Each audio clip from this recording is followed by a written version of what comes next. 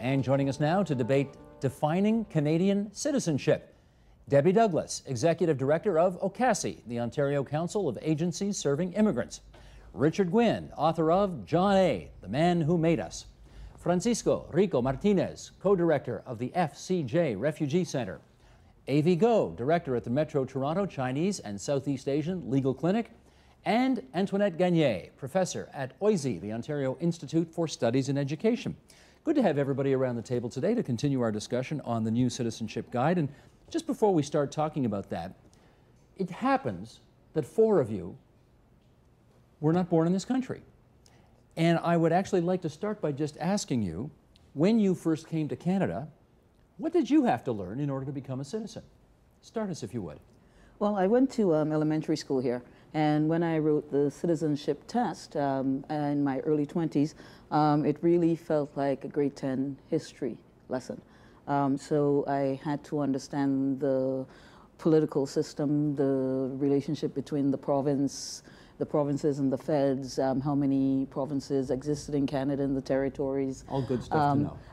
All good stuff to know, but it really didn't speak to what citizenship should really mean as a Canadian. It really didn't speak to what it is our relationship with each other should be. So we're going to talk about that more tonight. You came from where originally? I come from Grenada in the Caribbean. From Grenada. Okay. Richard Gwynn, you come from where originally? Like, I don't know. England. Yes, you do. You'd never guess that, I know.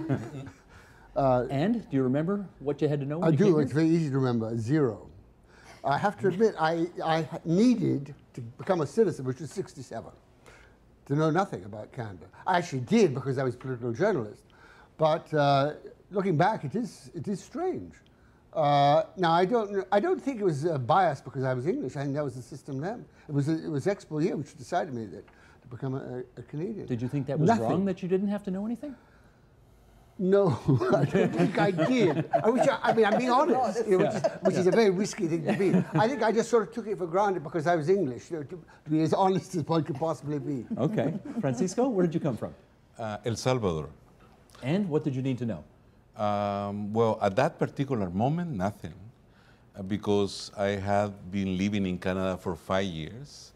I knew a lot about Canada, and I was very depressed when I went to read this guide for citizenship that I received at that time, that didn't teach me anything new. Right. So I was saying, well, what's going on here, you know? And I understood immediately why everybody passed the exam. You know, it's 96 or 97% of passing, and because it was too easy. I think so, and you know, and even the questions that you have in the exam, they give you the answer. So you have to put just 2 things together and do it. Okay. So in my opinion, I didn't need to know anything else. Gotcha. Avi, where did we get you from? Well, I came from Hong Kong, and then when I first came here, I went straight to university. So I was at University of Waterloo. And I remember the test at that time was an oral test. You went in to see the citizenship judge. And I think it's like questions about, like, you know, provinces or whatever.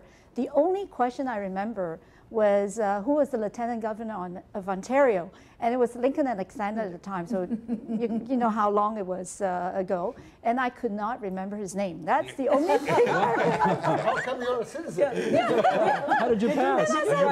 Did you write the black guy? Yeah, the black guy that I've seen on TV. Oh, that's not good enough. No, you know, Lincoln Alexander was the answer to many questions. You know, first black cabinet minister, first black lieutenant governor. Anyway, he was, and is still with us today, and a fabulous Hamiltonian, if I may say. And I got to meet him after, you know, yeah. Did you tell him? Did you fess up that you didn't know who he was? You did. Yes. Okay. Antoinette, I'm tempted to ask you a similar question because although you didn't come here from another country, you did move to Ontario from Quebec. Those are I mean, let's tell it like it is. That's a different experience moving from Quebec to Ontario. Did you have a similar experience as these 4?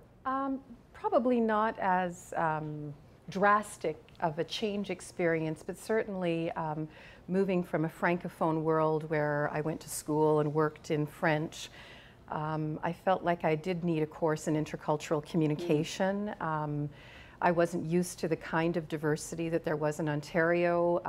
A lot of the ways that I communicated weren't valued here. I had a sharp, sarcastic sense as a teacher and as an educator, and that certainly wasn't valued in the Ontario college and university context. Sure.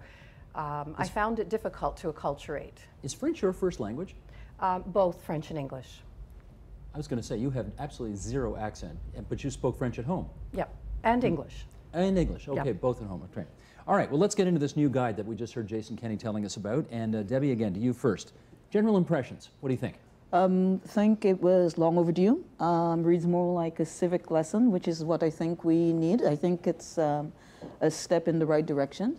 I still think there is lots of room for improvement in terms of what it is that the guide tends to glide over. Like what? For example, the existence of slavery in Canada. It talks about Upper Canada being one of the first British provinces to abolish slavery, but never acknowledges, for example, that slavery really did exist in Canada. It ties the fact that Jews who were trying to get into Canada as refugees during the Hitler years were turned away, and that's tied to the Depression as opposed to what was happening and the Canada's politics at the time. So there are places where we can really, I think, Richard, make differences. Let me go to you on that. I mean, they're getting some credit right now for not glossing over a lot of the less elegant parts of our history, but it sounds like, from Debbie's point of view, they should have gone farther. What do you think?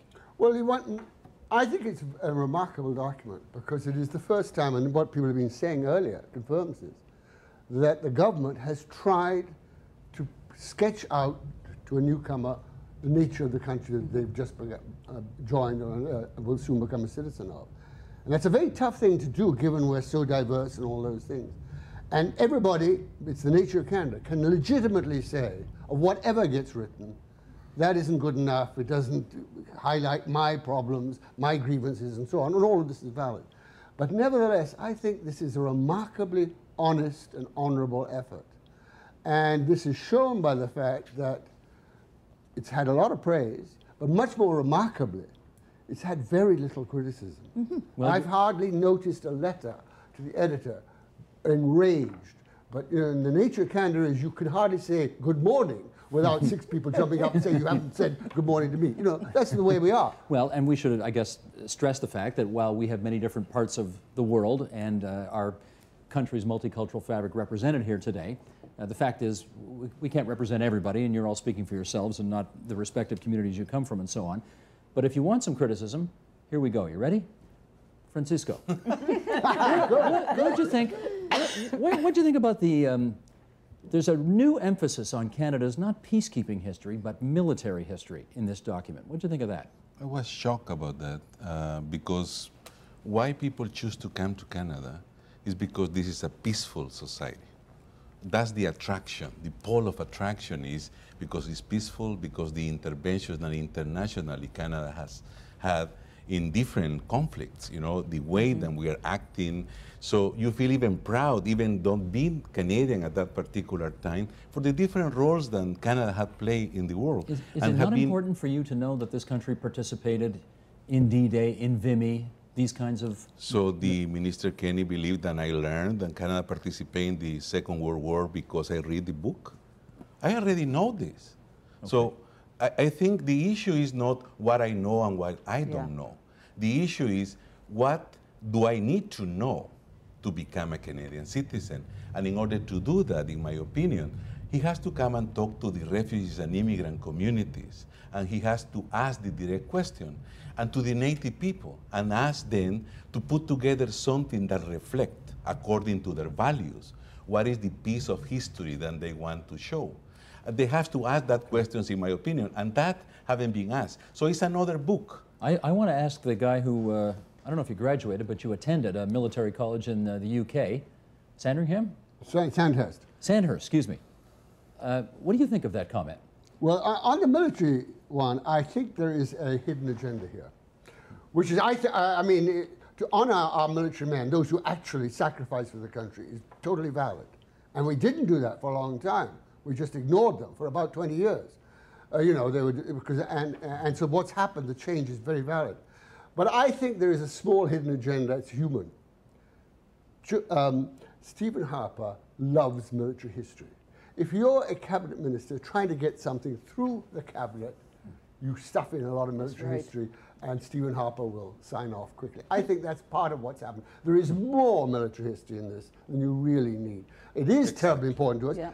VME was the start of Canadian consciousness. Before that, we were just British living in North America, leaving aside Francophones, but British living in North America. VME in World War I was enormously important. The War of 1812, when we drew a war with the United States. This is enormously important to Canadian consciousness. You may know this, but a lot of people don't. Avi, what do you think about the inclusion of so much military history this time? Well, I think that for the same reason, I think a lot of people like it is because it's not as sanitized as the previous one. And, you know, for that reason, I think, you know, talking about the military history is important because in a way, as Francisco said, many people think of Canada as a peacekeeping country. And, you know, I think they should learn about that has not always been the case. The same reason why, you know, we need to talk about the, you know, some of the historical wrongs. But what I find interesting, though, you know, when they talk about the historical wrongs, such as the Japanese internment and the Chinese head tax issue, they use the word, for instance, in the case of Japanese internment, they use the word relocation as opposed to internment. When they talk about Chinese head tax, they exclude, they didn't talk about the Exclusion Act, which is actually a far more discriminatory piece of legislation than the head tax. So I just find that very interesting how they selectively. Yeah, I mean, it's like if they're going to go all the way, just go all the way. Like, you know, be open and frank about, you know, all these things. And we're not talking about, you know, adding more paragraphs, like, you know, just changing one word or adding two words here and there. So. Antoinette, can I get your view on whether some of it is still too sanitized, even though it's blunter than in the past? I guess I'm thinking of it from a different perspective rather than is it sanitized enough or too much? It's really in terms of the language used and the level of difficulty. So when I compare the previous publication from 2005 with this current one, I see that the level of language is much more sophisticated, which is great, but it's still attempting to pull away some of the details so that we only have sort of the essence. So what concerns me is that a lot of things seem to be simplified and essentialized. So I found as I was reading that it was a whole new take on my understanding of what we had done in different decades and different centuries of Canada. That's worth mentioning because Jason Kenney mentioned a few times, I think, in the interview, this is not just for new Canadians. This is for people who've been here, you know, quote unquote, since the Mayflower landed at Plymouth Rock, if I can find a Canadian analogy, which I can't. Plymouth Rock has been outside our I know what I'm trying to say. Been here for a few hundred years. It's important, because I think his point was there's lots of people who've been here a long time who don't know anything about this stuff as well. Debbie, let me pick up on something here. I want to put this quote to you. This is right out of the document itself about our founding peoples. To understand what it means to be Canadian, it is important to know about our three founding peoples, Aboriginal, French, and British. Canadian society today stems largely from the English-speaking and French-speaking Christian civilizations that were brought here from Europe by settlers. Again, an emphasis on this that wasn't there in the original, or I should say in the previous document. What do you think of that? I think finally we're speaking about Aboriginal peoples as founding people of this place we call Canada. But it's interesting how we then quickly fall back into this whole notion that Canadianism means whiteness and it means Christianity. In terms of moving forward, because when we talk about a civics document, it has to be forward-looking, and I agree with my colleagues around the table. I think our history is important. I think that we all need to know about our history. That's why I liked the document, because I think it's not only for new Canadians, but it's also for older Canadians who've been here for generations, black, white, Aboriginal, but do you or feel, other. When you read that, do you feel But when I excluded? read that, I think what it does is that it negates the importance that First Nations and Métis and Inuit have played in this country. Richard, can you comment on that? You agree that it somehow marginalizes those who aren't from those three founding groups? Well, I mean, the one founding group is included with the one you're talking about. I mean, the Inuit and Native people. Those are one of the three founding. They're described the first time as one of the three founding. They're described in one They were not sentence. marginalized in this document. But in that paragraph, they have been marginalized, because we quickly talk about the three founding peoples we include Aboriginals, and then the next sentence talks about that it was largely funded by British and French Christians. Let's keep in mind. Well, there's that an is a historical fact. let's just keep in mind as well. In the quote, there's an ellipsis there. We didn't throw the whole quote out there, so there's a few things missing. But essentially, that's Yeah, I mean, isn't it? I mean, the word is founded. It was founded by those who created modern Canada were primarily English and French and were overwhelmingly Christian. That is a historical fact. I don't see why you want to change that. I wouldn't want to change it, but what I'm concerned about is that once again, while I am very pleased that we're finally talking about the role that Aboriginal communities played historically in this place that we now call Canada, that we go back to this habit that we have of the two founding peoples. French, English, and all white. French, English, and all Francisco, what do white. you say on that? Well, you know, they conquered this place, though. They invade this place. They destroy the culture of other people here. And there is no possible to just say, they are the three peoples that found this country. Because one of them is still living in serious poverty, discrimination. So, and they are denying the question that you asked to the Minister of Immigration about what is the situation of the native people right now. So they say, well, we are not going to put all the negative stuff in the whole thing. So in my opinion, just to go in that direction is if you go to any country that have been conquered by Europeans and you call the native people there, oh, you found this with us, when you know that the churches have been built over the temples of the native people.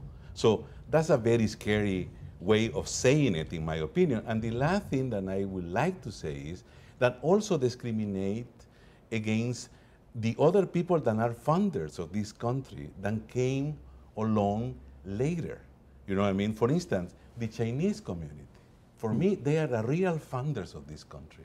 They did the unification with their hands. They built the road, you know, they built the train. What is the recognition of that? And the exclusions that we do against them and any other communities? In my opinion, this is a very, I dislike this way because I come from a country that have been colonized by Europeans and destroyed by Europeans. Let me put some of I think what most people have observed as some of the harshest language in the document on the table and get you to comment on that. Avi, I'll put this question to you first. And once again, let's read the quote from Discover Canada. In Canada, men and women are equal under the law. Canada's openness and generosity do not extend to barbaric cultural practices that tolerate spousal abuse, honor killings, female genital mutilation, and other gender-based violence. Avi, was it important to put that in the book? Well, I think there are two parts to it. That paragraph appears in the chapter where they talk about the Constitution, the Charter of Rights and Freedoms. My first reaction was when I read that particular section is they talk about a number of things, including equality right, but the only equality right they highlight was gender equality. And for a lot of the newcomers, given the realities that most of them are now from Asia, as the guy acknowledged, I think more important for them is to understand that there is also equality based on race and national origin, which is not mentioned in there.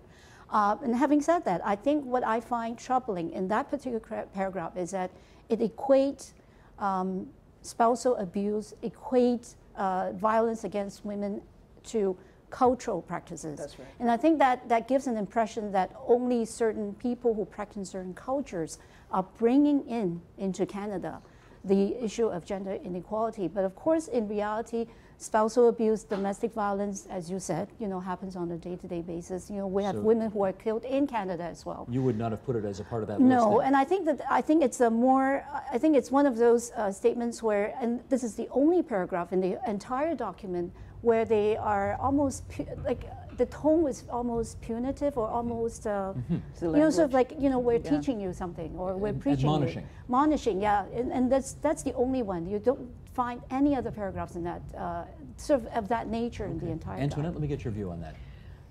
To help get a sense of what other people were thinking, I actually spoke to several people at work today and asked them how they felt about that term, and I read the quote to them, and they shared your views that the the use of the word barbaric felt very inappropriate in a document of this kind. And because it was positioned at the very top of a page and the top of a new section, it really felt like it was standing out for all the wrong reasons. So. Richard, they are saying, though, and the minister did say, we're serious about this. Multiculturalism doesn't mean that you can bring practices that are completely antithetical to the Charter of Rights and Freedoms over this country and think that it's okay. Do you need to say that in this document? I wonder about that. I mean, the practices are barbaric, disgusting, debasing, the practices that are described there. And why should one not have the courage to say so? Why are you all resisting that statement? You're all finding reasons to resist it, but in different ways you're all resisting it. These are appalling acts. And surely if this document reduces the frequency in this country of Canadian women being brutalized and cut up, that is a plus. Violence against women is a barbaric act. Femicide of whether or not you're white, whether or not you're Asian, whether or not you're African, whether or not you're Muslim or Christian, whether or not, it doesn't matter. The issue is violence against women. That is what our values are in Canada. That is what the document should speak about.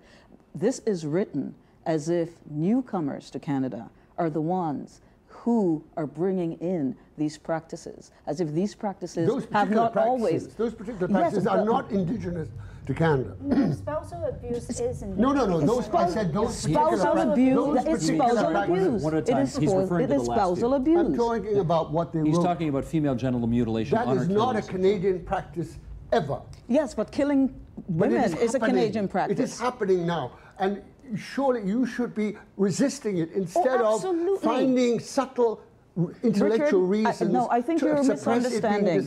I think you're misunderstanding. That's the effect. Not at all. The fact that the document even speaks to issues of gender and gender violence is very welcome.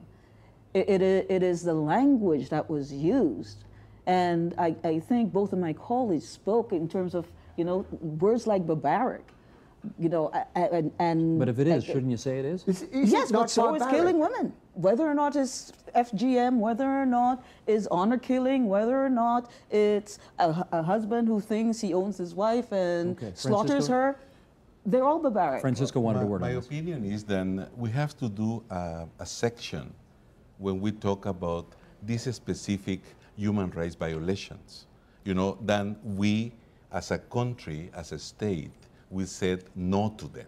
And we have to list all of them because torture, for instance, is a serious crime, and I believe that has to be mentioned there in a very precise way.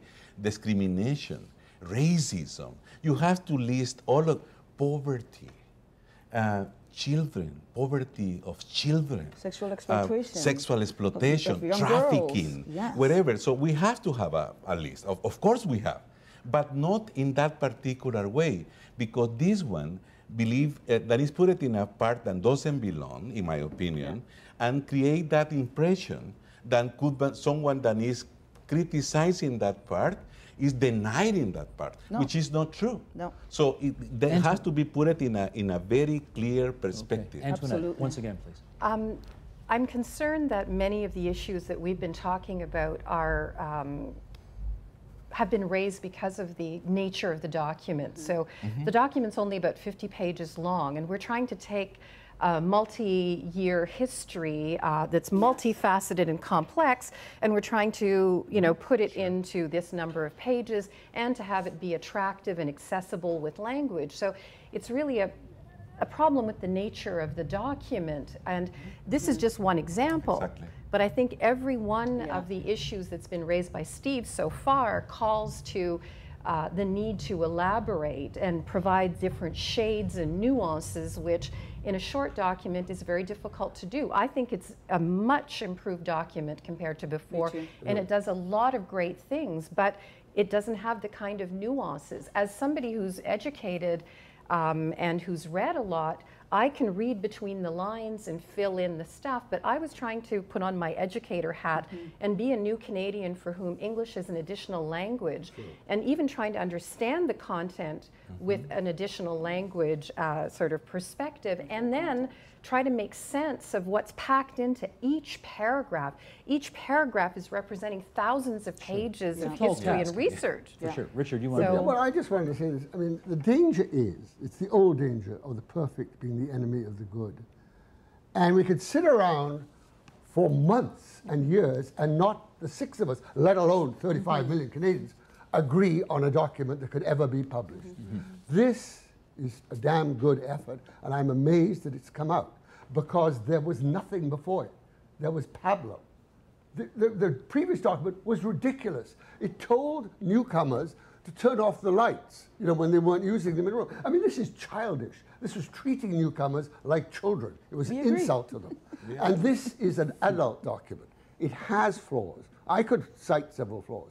But my basic argument is we should take it and run with it. You can then argue about it and pressure MPs, and there may be eventually a better document.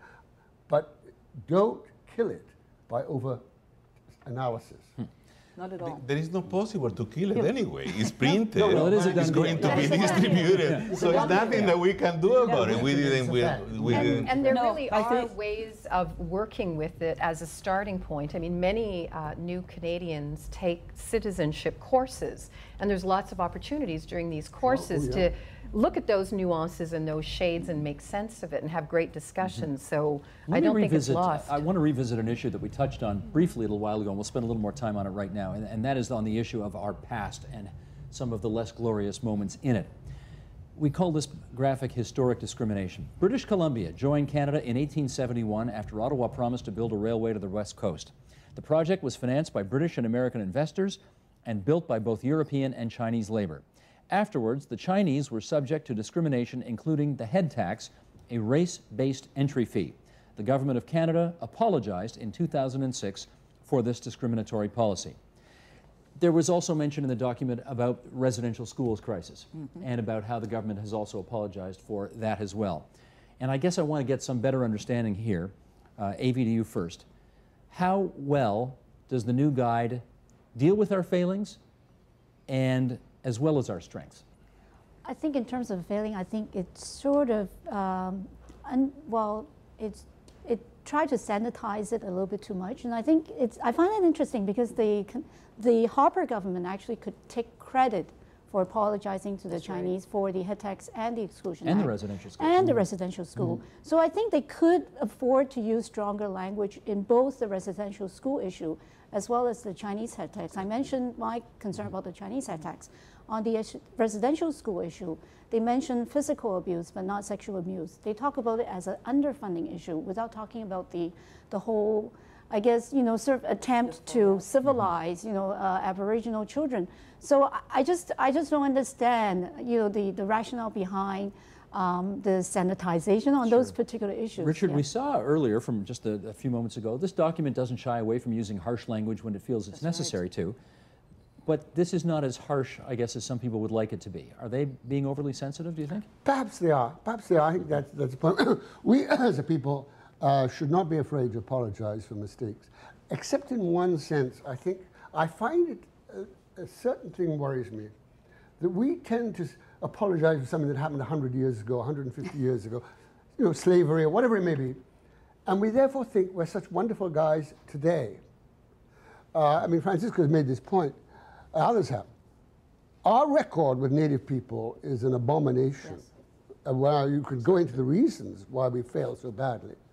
And they're not as straightforward as just throwing money by any means. But there is a tendency for us to assume that back 100 years ago, all Canadians were racists, sexists, homophobic, and all anti-Semitic, which they were, because the whole world was then, and that we are wonderful. That is the implication. And I don't like that. And I think it would be good if we stopped apologizing and looked at ourselves. Debbie, what do you say?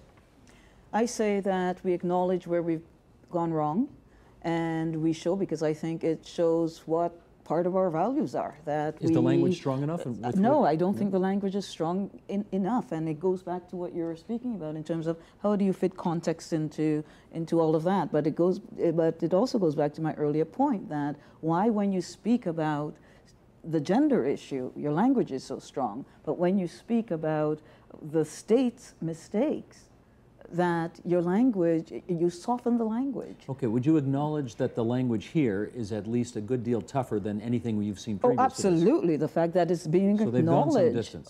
Yes. Francisco, what do you say on that issue of whether or not the history of the country has been too sanitized? I think so. And it's sanitized every day. That's the problem, no? Then we continue sanitizing in the public life than we do every second day here. Like what?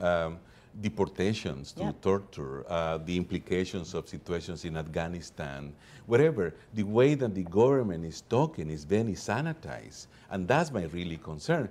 It's not this book that is going to be read and pass an exam, and you know what I mean? And if you ask an exam maybe 2 months later on, what they learn about this, maybe they're going to forget 50% of what they read, and it's not going to be a building of the Canadian citizenship through this book. But my problem is the style and the dynamic that is creating the sanitization, the hiding of things that we don't want to make public. Yeah. You know, and this is a very problematic approach, and in my opinion, that goes against the value of Canadians of compromising.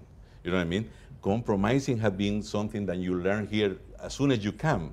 You have to compromise. You have to understand. Maybe this one is also in that way when they are saying, well, you have to understand anyway. Antoinette, what's your view on this? I'm of the opinion that it's important that those elements were there, but I really do think it's like all the other issues that they're just covered in a superficial way, and that we do need to go into greater depth. My biggest concern is that this document be worked with well, that it not just remain a document in isolation, and the government take some responsibility to scaffold the experience, not just for new Canadians, but for all Canadians. Okay. One of the things we like to do on this program is we don't want to take a kind of cynical, capital P political look at everything that happens in the country. So we've spent 95% of our time here talking about the policy itself, the book itself, on the merits. We're going to save a few minutes here at the end to talk about capital P politics and ask whether the Conservative government, which as we all know has been just a dozen seats or so shy of a majority government and is close, and whether this helps get them closer because it helps recraft Canada in a big C Conservative way, which is what some people allege is what's going on. Brother Gwyn, what do you say? Well, Brother Gwyn doesn't work for it because I'm retired now, but I still write for a Liberal newspaper named the Toronto Star, and I've been praising or defending this document, and it's been attacked by immigrants. Three of them, you know. Well, yeah, but you've had a lot of criticisms and so on, hasn't gone far enough, hasn't satisfied you. And I think, on the whole, I think it's a damn good document. And, you know, therefore, don't nibble it to death like ducks. But does that help the Conservative Party politically? Of course it helps the Conservative Party. Of course this is a political document in part. But, I mean, in Ottawa, you breathe politics. Right, fair enough. Francisco, does this help big C Conservatives? For sure. It does, eh? It does, and it does because it does in the same way that some trips are put together for the Prime Minister to particular countries, and the way that have been presented by the media, and the way that... So this is the Minister of Immigration being in the media every single week, finding something to do and finding something to say. Okay, Debbie, let me go further. Of course it does. Is this all about the Conservative Party's efforts to reach out to more multicultural communities and get those votes, which traditionally have not been theirs in the past?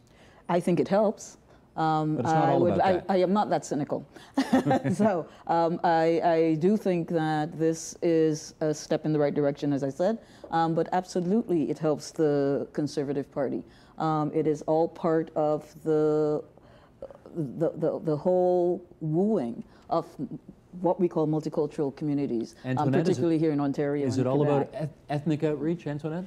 I think it actually makes the process of becoming a new Canadian more difficult, and that the reality, I think, will be that people will find it more challenging. So I'm not sure if that block of voters is going to be that thrilled. Right now, I think it's great on the surface because it is such a strong document compared to what we had. But in the long run, as people actually have to learn it and deal with it, things may be a bit different. Last 30 seconds to you on that. Well, I think whoever is learning it now wouldn't know anything about the previous guy, so I don't think that that really is part of the calculation. I think it does represent a very clear set of values, which is different from the previous, but I'm not sure 100% convinced that it will necessarily lead to more votes.